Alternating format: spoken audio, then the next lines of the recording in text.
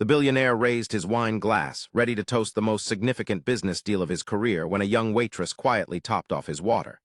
As she placed the glass down, she slipped a neatly folded napkin beneath his hand without meeting his gaze. Assuming it was just part of the table arrangement, he casually opened it. 6 handwritten words made the blood drain from his face in an instant. "Listen, fake waiter. Armed, left side." His heart pounded violently, and he fought every urge to scan the room. Across the ballroom, cameras flashed, a string quartet played softly, and hundreds of influential guests chatted and laughed, completely unaware that a single sentence on an ordinary napkin had turned a graceful afternoon into a desperate race against time. 50-year-old Adrian Whitmore had built one of the largest clean energy companies in the country, and while he was widely admired for his business acumen, he was equally respected for his philanthropy, funding children's hospitals, scholarships, and disaster relief efforts. That sunny afternoon, he was hosting a charity luncheon at the historic Grand Regent Hotel, where leaders from across the nation had gathered to announce a major partnership that would bring electricity to hundreds of rural communities. Among the catering staff was 27-year-old waitress Hannah Collins. Most guests noticed only her warm smile and professional demeanor, but few knew that Hannah had grown up helping her father, a retired police detective, sharpen his observation skills after an injury ended his career. Instead of bedtime stories, he had taught her how to spot unusual behavior, remember faces, and remain calm under pressure, always insisting that paying attention could save a life long before bravery ever had a chance to act. Hannah never imagined those lessons would one day be put to the test. As she carried drinks through the ballroom, she noticed a newly hired waiter acting strangely. His uniform looked correct at first glance, but his shoes were different from everyone else's. His name badge sat slightly crooked, and more importantly, he never served a single guest. Instead, he kept positioning himself near Adrian's table, his eyes fixed on security staff rather than the attendees. When another waiter accidentally brushed against him, his jacket shifted briefly, and Hannah caught a glimpse of what appeared to be the outline of a concealed object tucked beneath his clothing.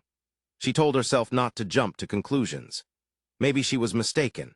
She quietly informed the banquet supervisor, but he dismissed her concern, pointing out that dozens of temporary workers had been hired for the event and warning her not to cause unnecessary panic during such an important gathering. Hannah glanced back toward the suspicious waiter and saw he had moved even closer to Adrian. Time was running out. Unable to reach security without drawing attention, she grabbed a clean linen napkin and scribbled the only warning she believed Adrian would understand without alarming the room. "Listen, fake waiter. Armed, left side." She calmly placed the napkin under his hand while refilling his water. Adrian read the message, and without changing his expression, he gently thanked her and continued his conversation as if nothing was out of the ordinary. Years of leading major corporations had taught him that panic often creates more danger than the threat itself.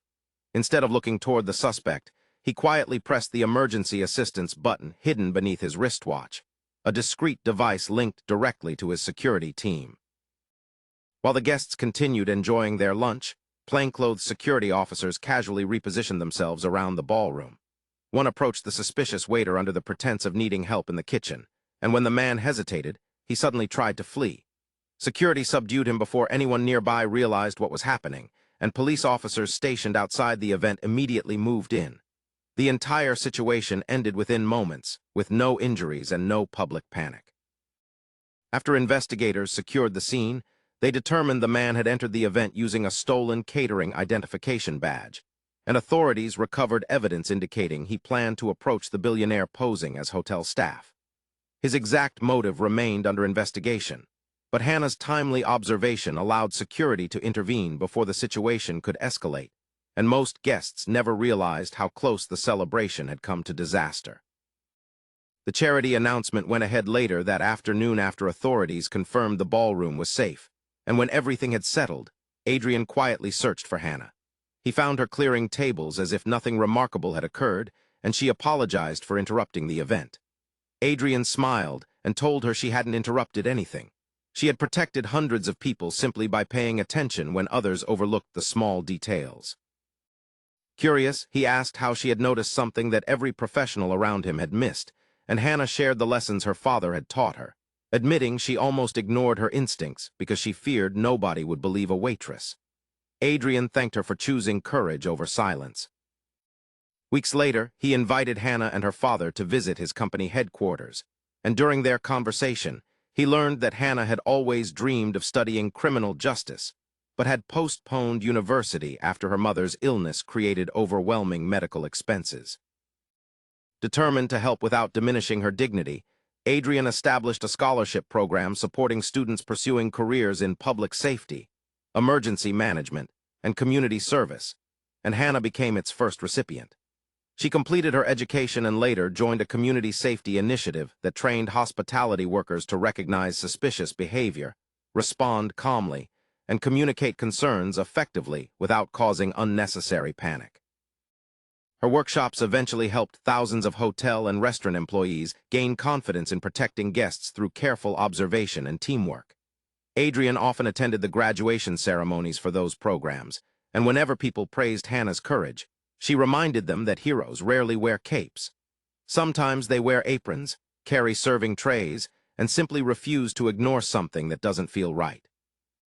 Years later, during another annual charity luncheon, warm afternoon sunlight streamed through the ballroom windows as Hannah watched a new generation of hospitality workers confidently serving guests while practicing the awareness skills she had once learned from her father. Adrian smiled from across the room, realizing that the most valuable message ever delivered at one of his events had not been written in a contract or spoken from a stage. It had been quietly written on a simple napkin by a waitress whose courage proved that small actions can protect countless lives. If you believe that courage is often quiet, that kindness can save lives, and that everyone deserves hope and a second chance, please like this video, leave a meaningful comment, share it with someone who needs encouragement today, and subscribe to our channel for more emotional stories that remind us what truly matters. Before this story ends, we would love to hear from you. Have you ever trusted your instincts and helped prevent a serious problem? Please leave a meaningful comment below because your experience might inspire someone else to pay attention when something feels wrong. Remember, true courage is often silent, and the smallest warning given at the right moment can change everything. If this story touched your heart, please like this video, leave a meaningful comment, share it with someone who needs hope today, and subscribe to our channel so you never miss another emotional journey.